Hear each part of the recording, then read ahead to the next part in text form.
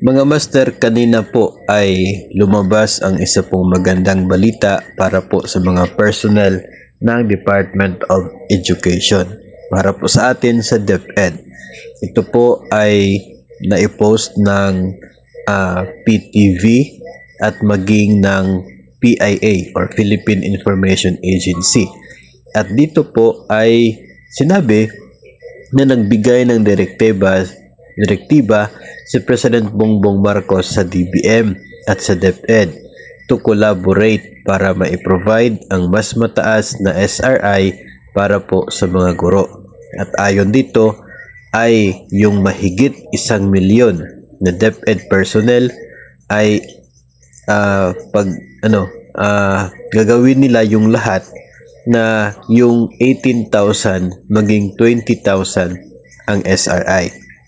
Tapos, kung pagbabasihan po natin, yung mga na-post po na maging ng DBM ay kinumpirma po nila na hinahanapan na ng paraan ng iba't ibang opisina ng DBM na mabigyan ng sapat na pondo para ganon.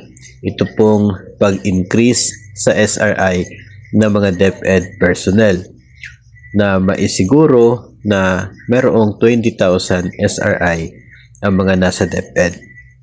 Ito naman po ay wala pang administrative order na inilabas, wala pa pong specific na legal basis, pero since yung legit po itong source ng information at published publicly, Philippine Information Agency na po yun, at yung PTV at maging ang DBM, tapos na-share pa ni DepEd Yusek for Finance, Annalyn Sevilla.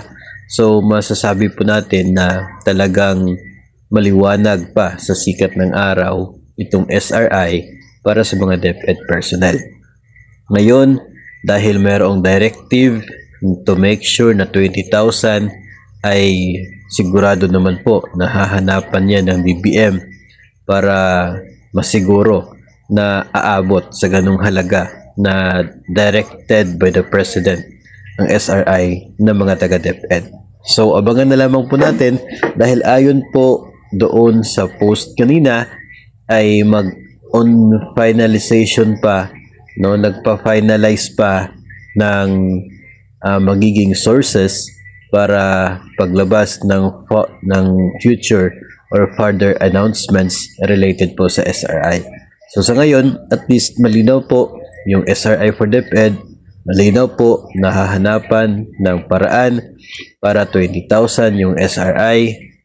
Ang sa atin na lamang ngayon ay hintayin ang paglabas ng administrative order at kung yung future announcement kung kailan matatanggap ng mga personnel ito pong service recognition incentive para sa taong 2024.